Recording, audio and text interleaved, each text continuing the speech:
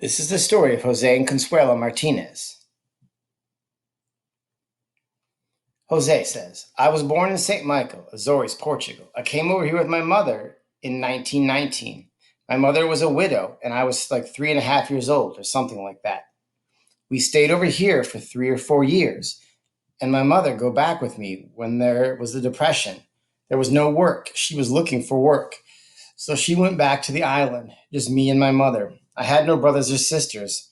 My father died when I was 14 months old, so my last name is my mother's maiden name, Martinez. Consuela. I was born in Taunton, Massachusetts, and we went back to the Azores when I was 3 years old, my father, mother, and two brothers. I was the middle child. I stayed in the Azores until I got married. Jose and me were in the same village, St. Michael. It was a fishing village, and people worked on the farms. Jose, I worked on the farms. They grew corn, wheat. That's what they did, all pasture. There was cows and everything. My father was a dairy farmer. After my father died, I don't know how we got along. My mother didn't work.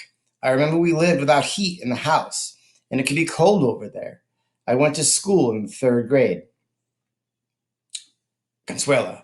I met him around 13 or 14 after school. Jose. She was a good looking girl when she was young. A regular wedding. In those days, people went to America for 3 or 4 years and come back when they get a few dollars. So I decided to do the same thing. On the boat, we were in separate rooms. She came on with the ladies. She was pregnant. I was in the other room. My boy stayed in her room, and I was in the other room with the men. And it was 6 days. We were in second class, in a cabin with 4 bunk beds. I remember the smells from the kitchen. I couldn't eat the food there. I didn't like those smells, but I got bread. Before we came, I got some linguista, churros, sausages. I killed a pig. I came, so I before I came, so I brought one of them already cooked. So that's what we eat. I used to go over there and get bread, come back to the room, bring some coffee, sausages with the bread and coffee, the three of us. Consuelo, I was throwing it up. Jose, every time she got up, she throws up.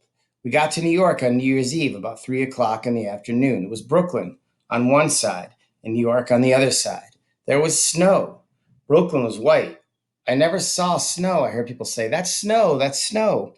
We came to Providence by train. When we got to Providence, they used to have another train from Providence to Taunton. When I got there so late, there was no more train. So I got a telephone call from the family over here in Taunton, and they picked us up. It was 2 o'clock in the morning. They still had the lights for that Christmas. My English laughs was yes, yes, and no, no. When I came on the train at night, I see the cities, the lights in the cities and the towns, beautiful. We went to Consuelo, my father's house. He was a fireman. He was already a citizen, I think. Jose. Yeah, we were there for a month until I got a job. I worked at a rubber company. I worked on the press making heels for rubber shoes. The first year when we got here, it was winter time. With the clothes I brought from the old country, I said to my wife a few times, this is the last winter. Next winter, we're going back to the old country. But you raise kids, you have another girl. The first baby we had over here lived 9 hours and died. So we made another girl and a boy. And we kept saying, and kept staying. And soon we stopped thinking about going back no more. Now I don't want to go back there no more. I went to night school to learn English so I could get the immigrant papers. I used to read the newspapers and the books, but I don't understand what I was reading. It took me a long time because of the place I work. My foreman was a Portuguese, and the people there were almost all Portuguese, so you never spoke English. I came home and I spoke Portuguese. My boy and my girl sometimes used to speak English to me, and I don't understand it. I used to say, no, no, speak in Portuguese. So I made them speak Portuguese.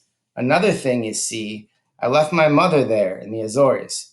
My mother had no daughters, no boys. She was a widow. I left her over there. So I thought about her.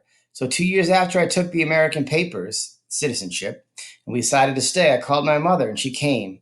We decided to stay in America because over there we lived better than we lived. We lived better than we lived over there. We didn't live too bad over there. I had a house and piece of land, but we couldn't save money over there. You live day to day. My mother wanted to work. I said no. She had to stay home and help with the kids, so that's what she did. She never worked here. She came when she was 62, I think. She did not go through Ellis Island. Their mother came in 1956. Ellis Island had closed. She came here by plane.